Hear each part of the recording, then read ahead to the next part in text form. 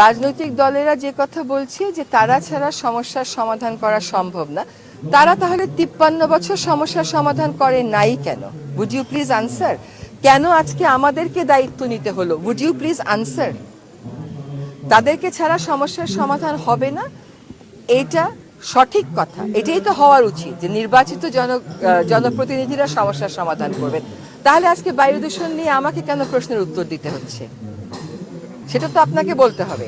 তাহলে শব্দ দূষণ নিয়ে গুলশান সোসাইটিকে কেন অনুষ্ঠানের আয়োজন করতে হচ্ছে? এটা তো উত্তর দিতে হবে।